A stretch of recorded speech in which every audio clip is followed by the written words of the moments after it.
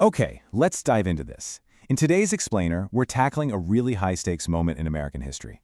I mean, a moment where the literal fate of the Union hung in the balance, and it rested on the shoulders of a guy most people definitely did not expect to be in charge.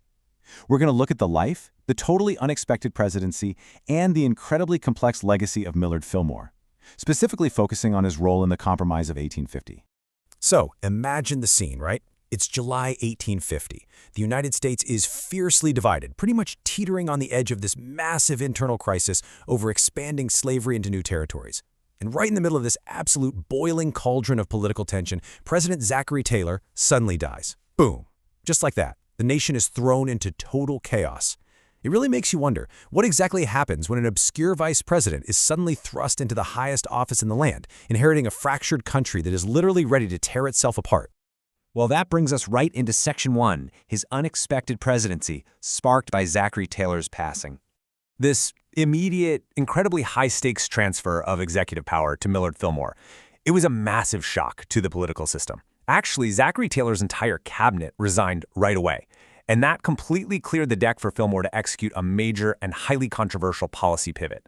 As his administration took over, it brought an abrupt political shift. They moved in favor of giving more ground to the Southern advocates of slavery. This was a stark contrast to where things might have headed under Taylor, and it was a move that fundamentally altered the whole trajectory of the nation.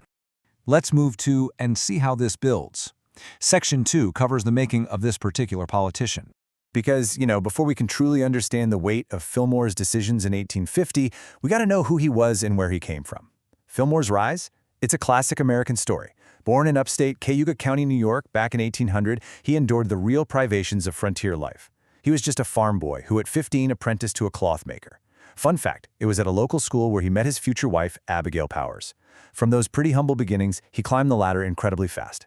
He was admitted to the bar in 1823. Moved his law practice to Buffalo by 1830, and teamed up with Whig politician Thurlow Weed.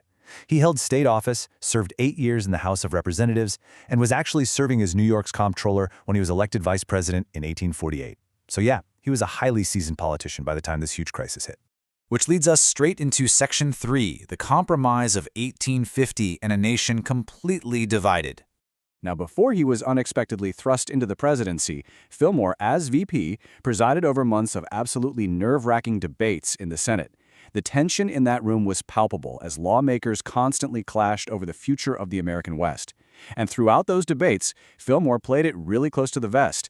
No public comment on the compromise proposals whatsoever.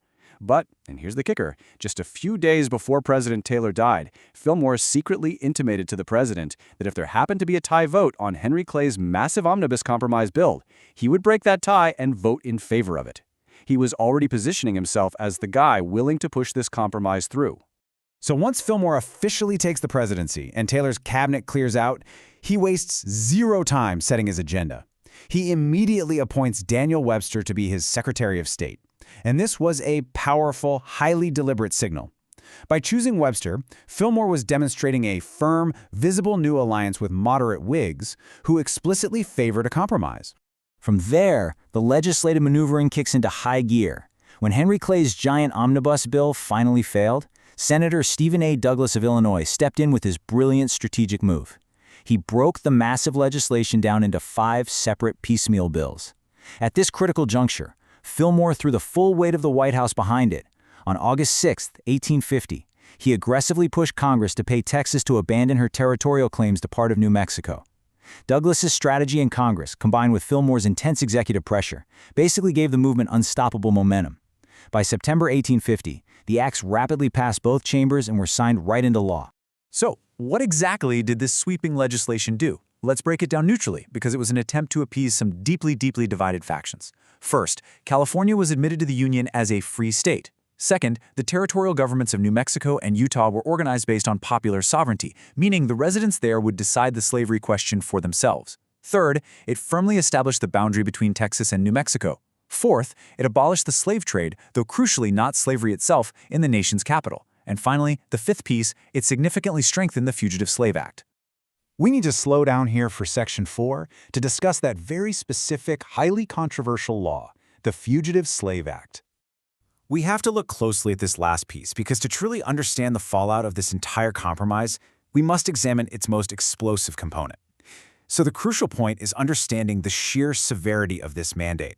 By federal law, the government was now actively required to assist slave owners in recapturing enslaved people, and this applied even if those individuals were found in northern states where slavery was completely outlawed. On top of that, it imposed incredibly harsh penalties for anyone caught assisting or hiding enslaved people. As you can probably imagine, Fillmore signing this specific act sparked massive, furious outrage among abolitionists. This creates a fascinating contrast, what we might call the illusion of solution. On one side, you have Fillmore's genuine belief. He truly felt his efforts had successfully averted a major national crisis and saved the Union from immediate collapse. But then you have the political reality. This sectional truce actually left most factions deeply unsatisfied. Rather than healing the country, the compromise, and particularly that Fugitive Slave Act, splintered his own Whig party entirely over the issue of slavery. Which brings us to our final section, the political fallout and legacy of a splintered party. The very compromise Fillmore championed to save the country. It ended up destroying his own political survival. Because the Whig Party fractured so badly over slavery, Fillmore completely lost critical support from Northern Whigs who fiercely opposed the institution. The backlash was immense. I mean, it literally cost him his party's nomination for the presidency in 1852, which ended up going to General Winfield Scott instead. 4 years later, in 1856, still trying to find a political home, Fillmore actually accepted the presidential nomination from the National American Party, a group that's somewhat ironically and famously known as the Know-Nothing Party. And this brilliantly illustrates the complexities of a divided electorate. Because even though Fillmore was handily defeated in that 1856 election as a third-party candidate, he still managed to capture over 20% of the popular vote. He even won the electoral votes of the state of Maryland. It just shows that while his party had abandoned him, a really notable segment of the population still resonated with his platform. Following that definitive defeat in 1856, Fillmore largely withdrew from politics altogether. He returned home to Buffalo, focusing his later years on philanthropic endeavors alongside his second wife, Carolyn. Now, when the Civil War eventually erupted, which tragically was the very conflict he tried so hard to prevent in 1850, he threw his full support behind the Union. He backed different leaders from both political parties who sought to save it. He didn't live to see the nation reunited, eventually suffering a stroke and passing away on March 8, 1874. Which leaves us right here. Fillmore's presidency was defined by this desperate attempt to hold a fracturing nation together through legislative bargaining.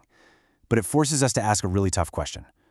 Can a compromise ever truly succeed if it sacrifices moral ground for temporary political peace? It's a question that entirely defined the 1850s, and honestly, it remains incredibly relevant when we look at historical legislative gridlock today. So I want you to think about that as you process everything we've covered. Thanks for joining me on this explainer, and as always, keep asking the big questions.